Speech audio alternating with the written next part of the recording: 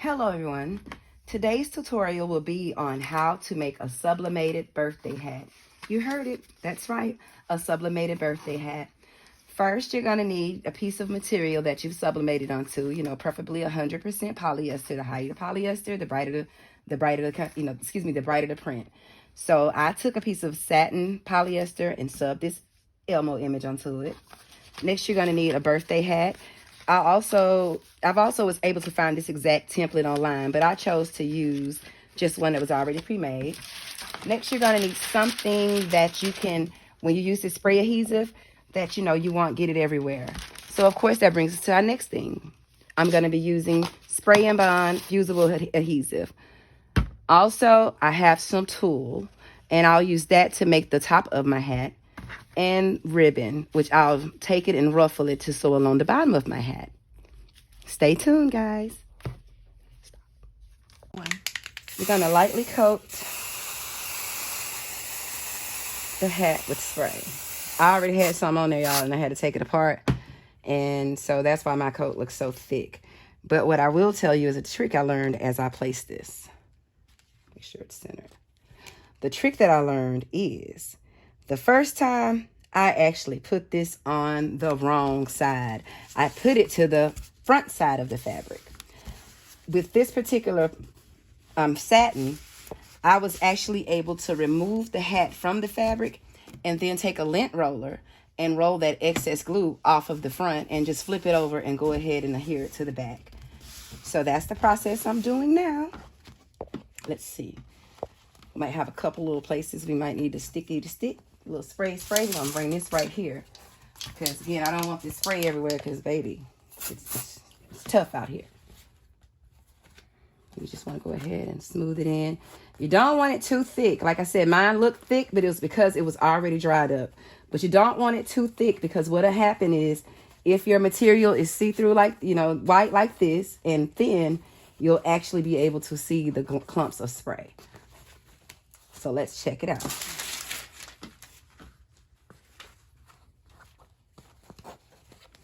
For the most part, I've got it on here pretty good. Just need to get this little area right here. No problem. No sweat, my pet.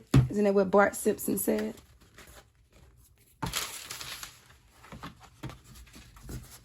like to do a little light press and hold.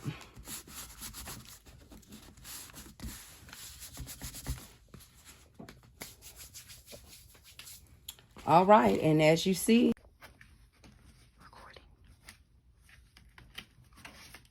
now what I'm doing is I'm going along and gluing the inner edges, the outer edges to the inside.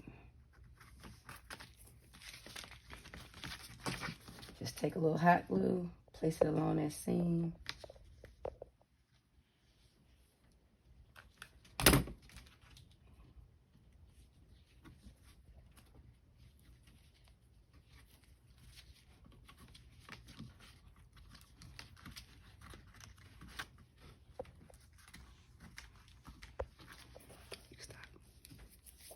So once I glued the edges inside, I took my X-Acto knife and cut this slit out right here. And then I go ahead and insert the tab and bring it through.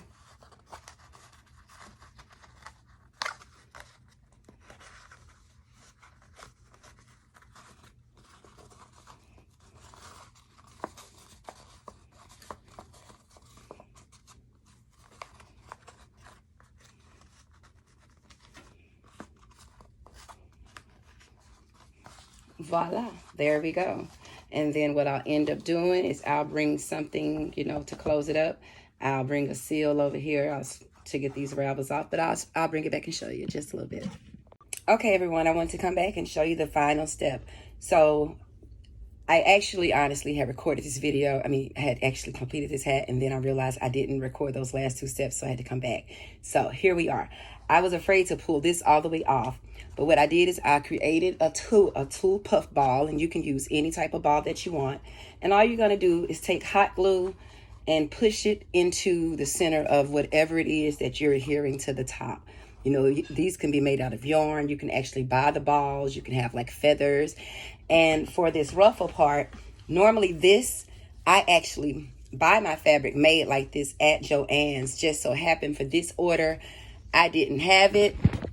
I decided that instead of, you know, trying to go buy it, let's get creative, because if I don't have anything else here, one thing I have plenty of is ribbon. So I actually hand pleated this ribbon and sewed it on my sewing machine. But again, this can be purchased just like this at Joann's. And of course, you don't have to use this. You can use anything you would want to line this up. Now, this part, I did take it back off so that I could show you how to adhere it. And here we go. So basically, you're just going to start from corner to corner. Gonna line it up with a little hot glue. I'm just gonna go right back over the strips that I already had. I'll keep things uniform. And then you start to apply it.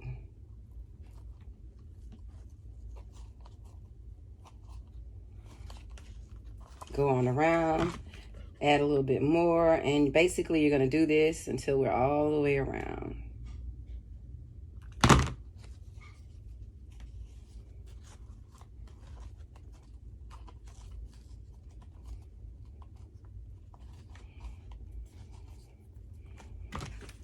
And just ironically, y'all, I don't know how, but the little piece of scrap ribbon that I found actually happened to be the exact amount of ribbon I needed for this pleat. I didn't measure it beforehand, but again, that's not something I would always do anyway. I like stuff to be kind of easy and simple. I would have much preferred to buy the trim for this. And voila. There you have it.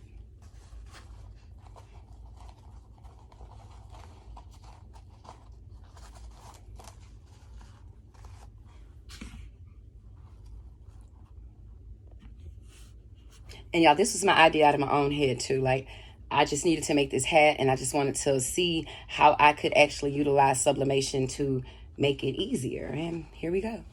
Y'all have a great day. Bye.